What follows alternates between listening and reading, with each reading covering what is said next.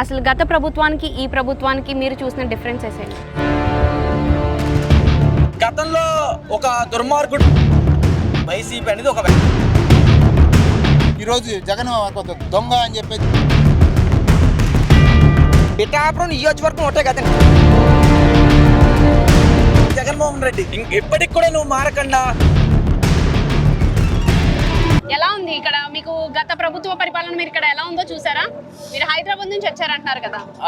గతంలో ఒక దుర్మార్గుడు దుష్టాసుడు కుటుంబ సభ్యులతో కూడా ఒక సఖ్యత లేని నాయకుడిని మేము గత 5 సంవత్సరాలుగా చూసాం. ఆయన చేసిన పరిపాలన ఎలా ఉందంటే సంక్షేమ పథకాలు ఇస్తే చాలు, బటన్ నొక్కితే చాలు అన్న విధంగా పరిపాలన చేశాడు. కానీ ఎక్కడ ఆంధ్రప్రదేశ్లో ఒక నిరుద్యోగికి కానీ అంటే బీటెక్ చదివిన ఉద్యోగులందరికీ 5,000 ముష్టి పారేస్తూ వాలంటరీ జాబ్ అని ఒకటి పెట్టి నేనేయో 1,80,000 జాబులు ఇచ్చాను, నేను అది చేశాను ఇది చేశాను అని చెప్తున్నాడు. కానీ ఈరోజు ఒక సంవత్సరం బీటెక్ విద్యార్థి ఒక 90,000 మంది 1,00,000 నుంచి 90,000 మంది పాస్ అయి బయటకు వస్తుంటే కనీసం ఉద్యోగం ఇవ్వలేని ఎవడైనా దుష్మన్ ఉన్నాడంటే అది జగన్మోహన్ రెడ్డి అని చెప్పుకోవచ్చు. ఈరోజు బీటెకే కాదు డిగ్రీ కంప్లీట్ చేసి ఎంతోమంది నిరుద్యోగులు 5 సంవత్సరాలుగా తయారయ్యారు. ఈరోజు 9 నెలల పరిపాలనని క్వశ్చన్ చేస్తున్నాడు జగన్మోహన్ రెడ్డి. నిన్న కాక మొన్న ముసలోళ్ళందరినీ వేసుకుని యువకులు ఉద్యోగాలు లేవని చెప్పి నానా రచ్చ చేస్తున్నారని ముసలోళ్ళ నుంచోబెట్టి యువకులు అని చెప్తున్నాడు జగన్మోహన్ రెడ్డి. నువ్వు 5 సంవత్సరాల పరిపాలనలో ఏదైనా ఒక ఉద్యోగం కానీ ఒక గవర్నమెంట్ నోటిఫికేషన్ కానీ ఇచ్చావా? కూటమి ప్రభుత్వం నగ్గిన వెంటనే మెగా డిఎస్సి అని చెప్పి అనౌన్స్ చేసి నవంబర్లో నోటిఫికేషన్ ఇవ్వడం కూడా జరిగింది. మంచి పరిపాలన ఇస్తున్న కూటమి ప్రభుత్వంపై నువ్వు అరాచకమైన నీ మాటల్ని తగ్గించుకుంటే మంచిది. ఎందుకంటే ఆల్రెడీ రాష్ట్ర ప్రజలు నీకు బుద్ధి చెప్పారు. 151 ఉండిలో వండి నిన్ను ఆ మధ్యలో 5 చేరిపేసి 11లో పెట్టారు. ఇప్పటికి కూడా నువ్వు మారకుండా అసెంబ్లీకి రాకుండా ఆ బెంగళూరు ప్యాలెస్లోనే ఉంటానంటే కనుక రాబోయే ఎలక్షన్లో నీకు గట్టి బుద్ధి చెప్పడానికి ఆంధ్ర రాష్ట్ర ప్రజలు మళ్ళీ రెడీగా ఉన్నారు. వైసీపీలో వరుస రాజీనామాలు జరుగుతున్నాయి కదా, దాని మీద మీ రియాక్షన్? అర్థం ఒకటండి, వైసీపీ అనేది వ్యాపారం. ఆ వ్యాపారం ఇప్పుడు లాభాలు గెలుస్తున్నప్పుడు అందరూ పెట్టుబడి పెట్టారు, గెలుచుకున్నారు, సంపాదించుకున్నారు. ఓడిపోయిన తర్వాత వ్యాపారం లెవెల్ నుంచి చేస్తాను. నేను డబ్బులు లాస్ అవుతుందని నేను వ్యాపారంలో ఉంటానా? ఉండరు. అంతే. వైసీపీ అనేది ఒక వ్యాపార సంస్థ. సో దానికి ఒక పార్టీ పెట్టారు, సో డబ్బులు తీసుకున్నారు, సంపాదించుకున్నారు, వెళ్ళిపోతున్నారు. అది వలసది. అర్థమైపోయింది, వ్యాపారం అది. దానికంటే వైసీపీ పార్టీ ఇంకొక ఓటమి అయిపోయింది అనుకో, వైసీపీ పార్టీ ఉండదు. మళ్ళీ యాక్చువల్లీ వైసీపీకి ఓటు బ్యాంక్ అన్నది ఒకప్పుడు కాంగ్రెస్ది. సో కాంగ్రెస్ నుంచి అబ్బాయి ఏదో వైఎస్ఆర్ కుటుంబం నుంచి వచ్చింది, దీనికి వచ్చింది. మళ్ళీ ఈ పార్టీ ముగిసిపోయింది అనుకో, ఆ ఓట్ బ్యాంక్ బాగా మళ్ళీ కాంగ్రెస్కి వెళ్తుంది, కానీ ఇందులో నిలబడిపోతుంది. నాకు తెలిసి విజయసాయి రెడ్డి వెళ్ళిపోయిన తర్వాత అసలు వైఎస్ఆర్ పార్టీ లేదు. ఎందుకంటే వైఎస్ఆర్ పార్టీ లాస్ట్లో నిలబడిందంటే విజయసాయి రెడ్డి వాళ్ళు, జగన్ వల్ల ఏం కాదు. సో అతనే వెళ్ళిపోయిన తర్వాత ఆ పార్టీలో మిగతా వాళ్ళందరూ భయం మీద ఉన్నారు. అంటే వేరే పార్టీల్లో స్థానం లేక రానివ్వక చాలామంది ఉన్నారే తప్పించి వైసీపీలో ఎవడు ఉండాలని ఉండట్లేదు. అయిపోయింది, గతం గత. వైసీపీ అనేది పార్టీ గతం. ఎలా పిఠాపురంలో ఆయన నియోజకవర్గంలో ఎలాంటి అభివృద్ధి అన్నది ఇప్పుడు కొనసాగుతుంది? పిఠాపురం నియోజకవర్గం ఒకటే కదండి, ఆంధ్ర అంతా అయింది కొనసాగుతుందండి. ఎందుకంటారంటే అండి, ఆయన వేసిన 9 నెలల్లో ఆయన తీసుకున్న సబ్జెక్టుకి వేసిన సిమెంట్ రోడ్లు మా చిన్నప్పుడు ఎప్పుడో, నా వయసు ఇప్పటికప్పుడే 35 అంత వచ్చేస్తాయండి. కానీ మా చిన్నప్పుడు మా ఇంటి ముందు రోడ్డు వేసారు తప్పగానండి.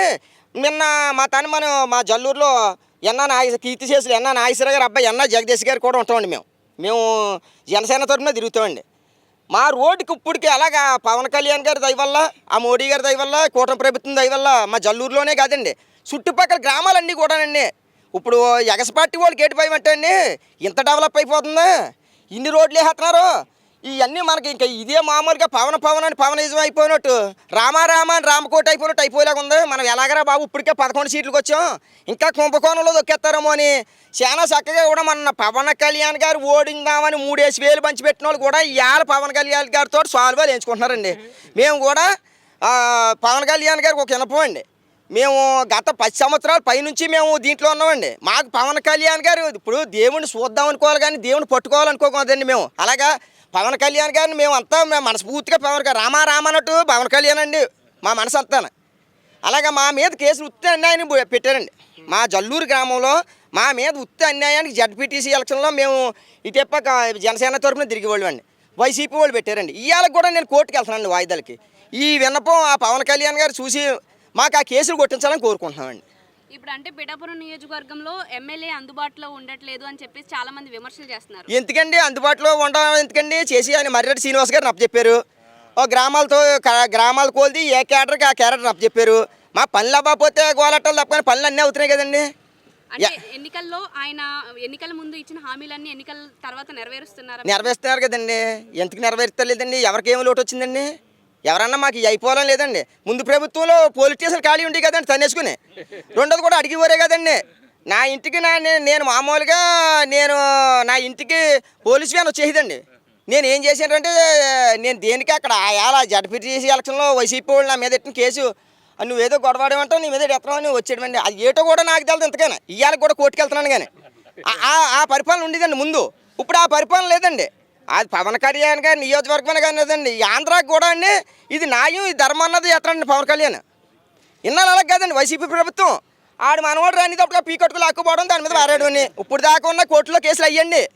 ఇప్పుడు నుంచి అలా లేదండి.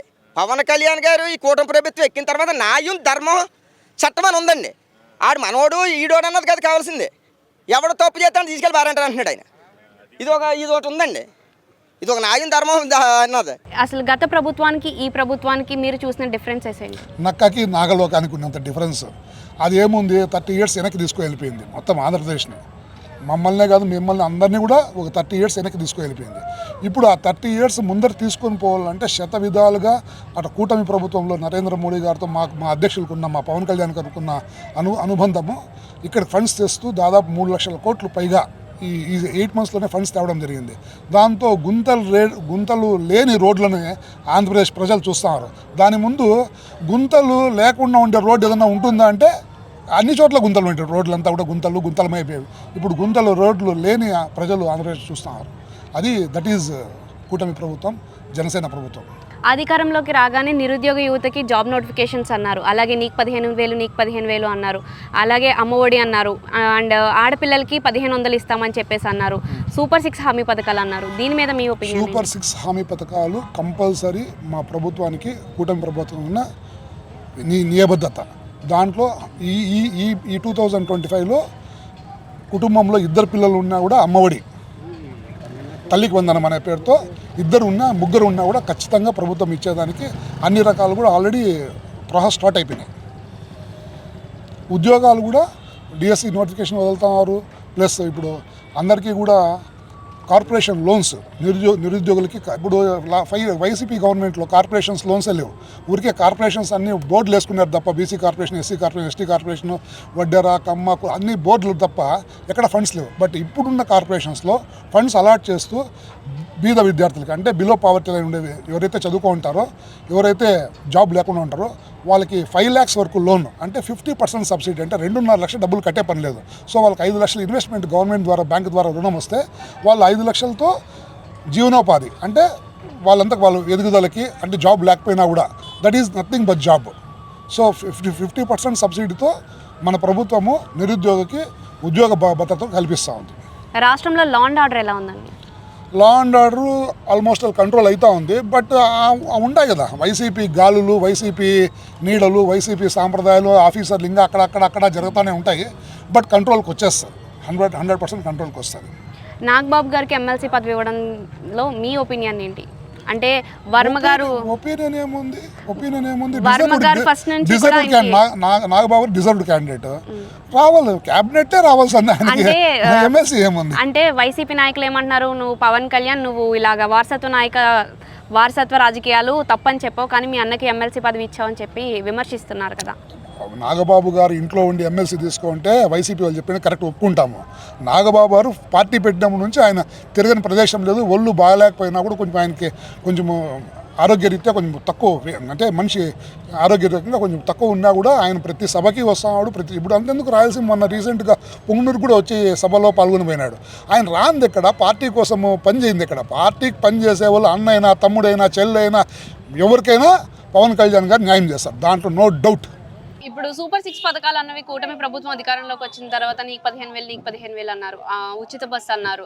అలాగే ఆడబిడ్డలకి 1,500 వేస్తామని చెప్పేసి అన్నారు. ఇవేమీ అమలు కాలేదని విమర్శలు ఎదుర్కొంటున్నారు. లేదండి, ఆల్రెడీ చాలా వరకు అవుతున్నాయి. కాకపోతే ఏంటంటే జగన్మోహన్ రెడ్డి గారు చేసిపోయిన అప్పులకి కానీ ఆయన పెట్టి ఇబ్బందులు చూసాం మనం. రోడ్లు లేవు అనే దానికి రోడ్లకి ఎంత బడ్జెట్ అవుతుందో చూస్తున్నాం ఈరోజు. ఎన్ని వేల కిలోమీటర్ల రోడ్లు వేయించారండి ఈరోజు. బడ్జెట్ యాడ్ నుంచి వచ్చిందండి. ఎంతవరకు అయినంతవరకు దోసుకున్నారండి. వాళ్ళ బడ్జెట్ ఉన్నంతవరకు దోసుకున్నారు. ఈరోజు లిక్కర్ చూడండి, మందు మీద ఎంత దోసుకున్నారు. ఈ దోపిడీలంతా పోయిన తర్వాత మన దగ్గర డబ్బులు ఎక్కడివండి? చేస్తారు. ఈ రోజు వరకు కూడా నీతి నిజాయితీగా పరిపాలన చేస్తున్న కూటమి ప్రభుత్వం నిజంగా వాళ్ళు మాట్లాడటం వరకే ఉన్నారండి. జనాలలో పోతే ఒక విధంగా ఉందండి. జనాలలో పోతే మంచిగానే ఉంది. వాళ్ళు మాట్లాడే మాటల వరకే ఉన్నాయి ఇవి. అంతే తప్పితే మంచిగా ఉందండి కూటమి ప్రభుత్వం. వైసీపీ పార్టీ నుండి వరుస రాజకీయనామాలు ఎక్కువ మంది బయట వైసీపీ పార్టీని వీడుతున్నారు. దీని మీద మీరు రియాక్షన్ ఏంటి? అవునండి, వాళ్ళు ఎప్పుడో వీరిపోయేవారండి. కాకపోతే ఏంటంటే పాపం జగన్మోహన్ రెడ్డి ఎప్పుడు కూడా కుట్రలతోటి రాజకీయం చేసే వ్యక్తి, మడ్రలతోటి రాజకీయం చేసే వ్యక్తి కాటనా వాళ్ళకి భయం వేసి ఫస్ట్ నుంచి కూడా ఆయన వ్యక్తిత్వం నెలకే తెలిసిపోయింది జనానికి. ఈ మర్డర్లు భయపడి వాళ్ళు ఇన్ని రోజులు మంచి అని చెప్పుకున్నారు. ఈరోజు ఎప్పుడైతే వ్యవసాయ ప్రభుత్వం ఎప్పుడైతే డౌన్ అయిందో వాళ్ళు బయటకు వచ్చి ఈరోజు చెప్తున్నారు, నిజాయితీ చెప్తున్నారు. ఈరోజు జగన్ ఒక దొంగ అని చెప్పేసి చెప్తున్నారు వాళ్ళ ఎమ్మెల్యే. ఈరోజు విజయసాయి రెడ్డిని చూద్దామండి, విజయసాయి రెడ్డి గారు కూడా ఈరోజు రాజీనామా చేసి దొంగ అంటే ఇండైరెక్ట్గా దొంగనే చెప్తున్నారండి. ఈరోజు తల్లి చెల్లి కానీ ఏం చెప్తున్నారండి? దొంగనే చెప్తున్నారండి.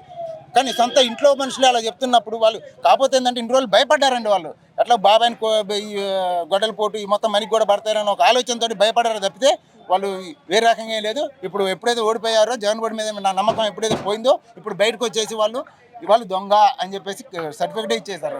ఎలా ఉంది అంటే గత ప్రభుత్వానికి ఈ ప్రభుత్వానికి మార్పు ఏమన్నా కనిపించిందా? ఖచ్చితంగా కనిపిస్తుందండి. మీరు ఎలా వచ్చారు?